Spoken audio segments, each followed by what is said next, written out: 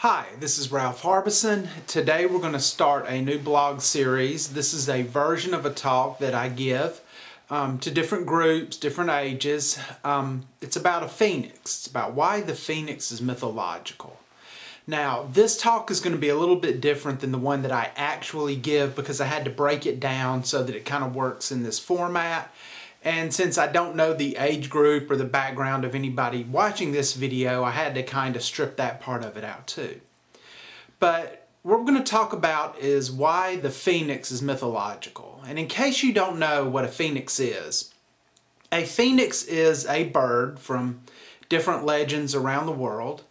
Most of them say that the phoenix is a giant bird, beautiful bird with incredible feathers and fire. It can control fire, it could shoot fire, it could use magic in most of the stories. And when the phoenix got to the end of its life or was injured seriously enough, the phoenix would burst into a giant ball of flame.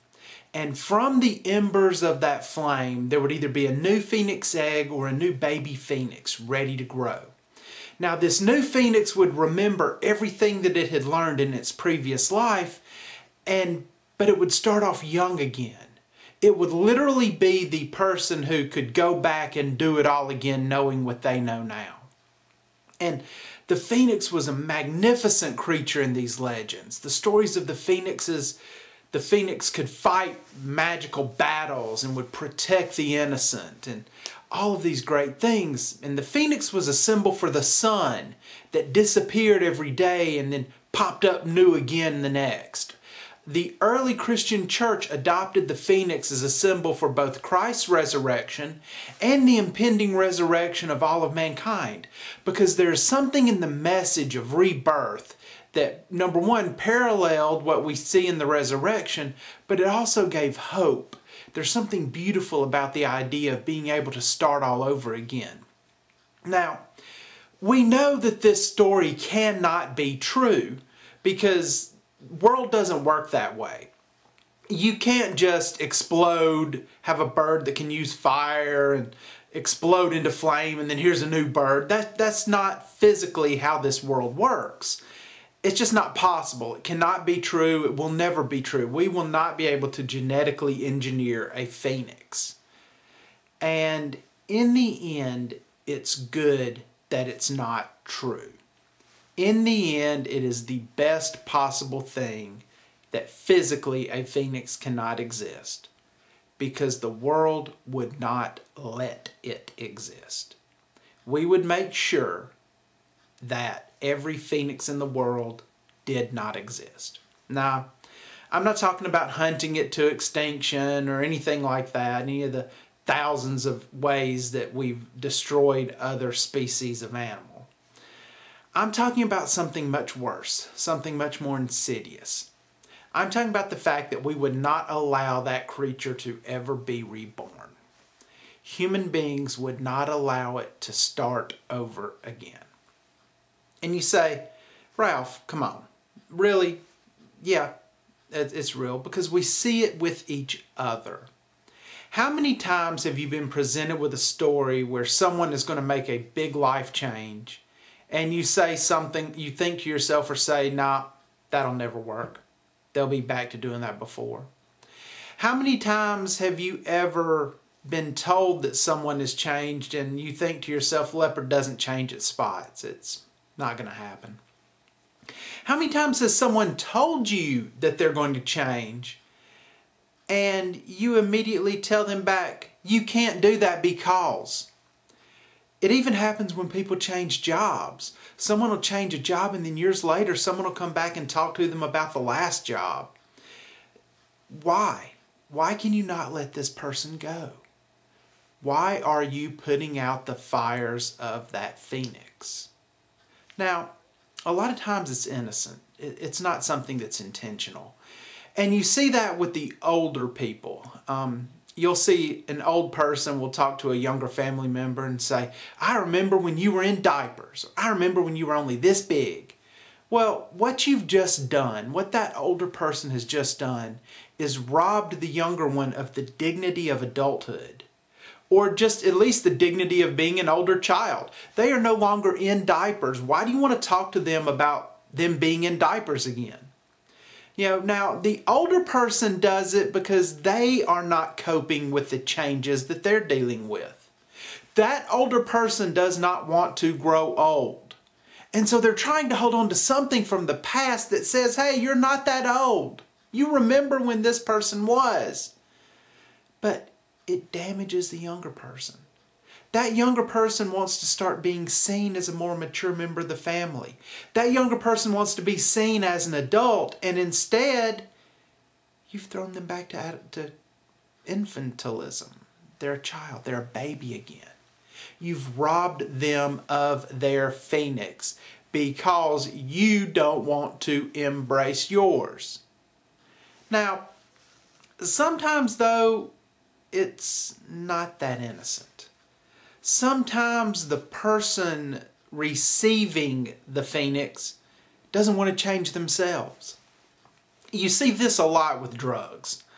That's why so many rehab and therapy centers tell the people, you've got to cut ties with your old group. See, if you're trying to get off drugs, that's your phoenix. You're trying to be reborn away from the drugs. And if you go back, they're going to pull you back into it because they have not embraced their own phoenix. You know, how many fires have you put out? How many times has someone come to you trying to change their life, talking about changing their life, and you immediately come with, well, don't you remember when? Or, you can't do that because... And sometimes it works. Sometimes you've just ended their attempt. For whatever reason, they shared it with you and they wanted you to be happy. And instead, you threw them back. Why? Sometimes it's not going to have any effect. Sometimes that person's going to say, they don't care, I don't care, I'm going on. Most of the time, the effect is that you diminish the fires. You put them out a little bit. And you put them out just enough where they're going to start to question the change. Remember, they came to you for a reason. Whatever that reason is, they trusted you to be supportive, and you chose to put the fires out. And you didn't have the right to do that. Now, sometimes the concern is legitimate. Sometimes there are questions that need to be addressed. Sometimes they literally cannot change some part of their life they want to change. Or the change isn't that easy. And as someone who cares about the person, you feel the need to bring that up. Bring it up. But don't bring it up as you cannot. Bring it up as how will you. Change it from I am going to stop you to let me hear the plan. See, because I don't understand how you're doing it, but obviously you've got an idea. Let me hear what you're going to do. You'll be shocked at your friends' ingenuity. People can be amazing when they're going to solve problems and they're allowed to do so, especially when that phoenix fire is burning inside of them. And what's going to be fun is you're going to feel it yourself. You will feel their passion for change. And it may spark a little bit inside of you. And if it does, encourage it. You might need to change yourself. See, so in the end, people try to put these phoenix fires out. Now why? Why do they do it? Do they have the authority? No. You do not have the authority to prevent someone else changing their life, especially for the better. Well, why do you do it? Usually, the people that put out the phoenix fires do it because they can't change themselves and they want to, or even don't want to. Or they're afraid of what this new person is going to become, where they're going to go. Or they don't want to let go of the past. They don't want to admit that their friend is no longer what they were. They just can't see them that way. Or they're genuinely a mean person and do not want someone to change.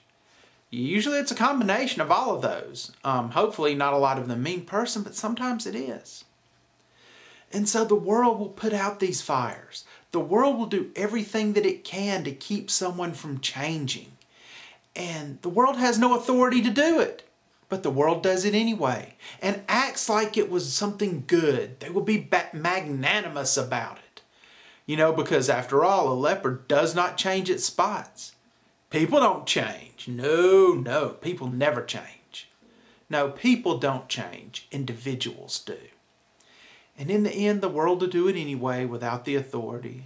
And then the world will go on looking for the next phoenix to put out. And we miss out on so much by not letting others grow.